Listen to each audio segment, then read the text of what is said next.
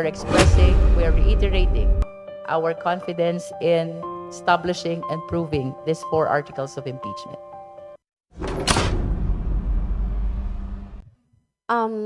Since may hatian na po tayo, how confident po yung prosecution panel in proving the allegations po of the articles of impeachment? Siguro per article kung sino yung lead can share po. Paano po kayo naghahanda and how confident are you to share your evidence? We're very confident with the evidence that we have. We have been prepared with this since last year, and with a vote of confidence of 255 members of Congress and 257 members of Congress, and the evidence being very obvious and very clear, it speaks for itself.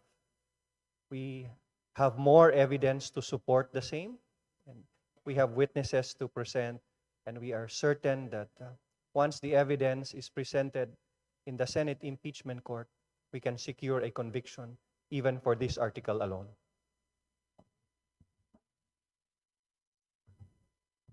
Okay, on unexplained wealth, no, nakita naman na po natin yung body of evidence during the course of the House Committee on Justice proceedings.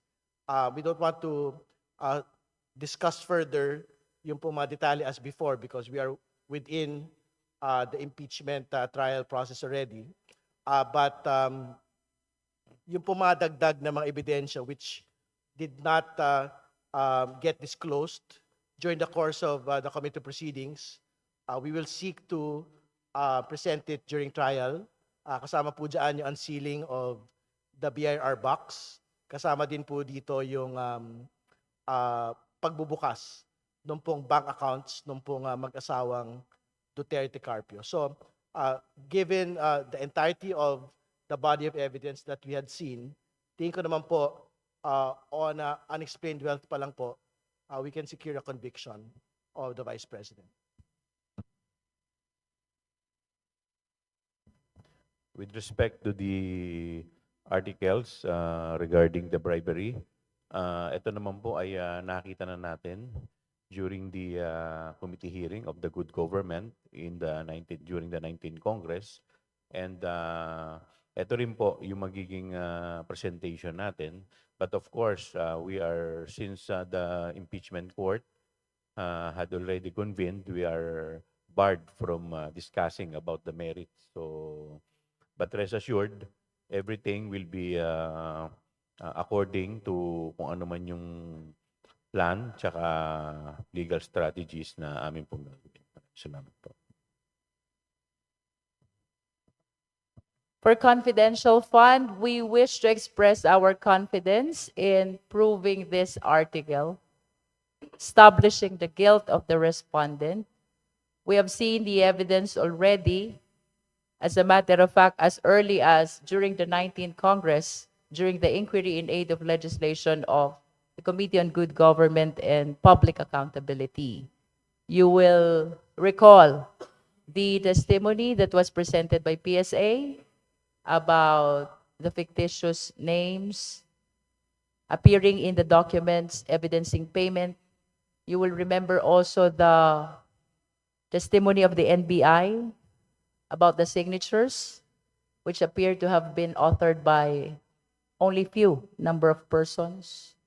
So we can also include the notices of disallowance recently issued by the COA, as well as the denial of the appeal of the respondent vice president, which means they are affirming the 73 million notice of disallowance for 2022.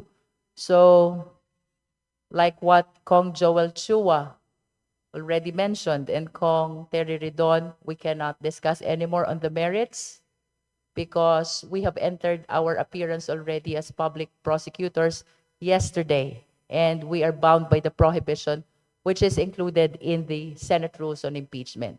Nonetheless, we are reiterating our confidence in establishing and proving these 4 articles of impeachment. Last na lang po from my end. Go ahead. Chair, can you also divulge na po kung pwede kung sino yung mga private prosecutors, napiling mga spokesperson, impeachment managers, and also you mentioned during your opening statement, let us all be reminded that yung forthwith, it's not only the convening, it is the trial that is mandated. May fears po ba, may concerns po ba tayo na harangin pa muli yung trial? I am actually very positive about the impeachment court because they responded already to the mandate of convening forthwith. Nevertheless, we just want to remind our beloved countrymen that what is being mandated by the Constitution is not only convening forthwith. What is mandated is trial forthwith. By trial, it means presentation of evidence, presentation of witnesses, which will lead to decision of either conviction or acquittal. We are positive and we look forward that we will be attending, appearing during the pre-trial and thereafter the trial, where we will be presenting all the evidence for the prosecution.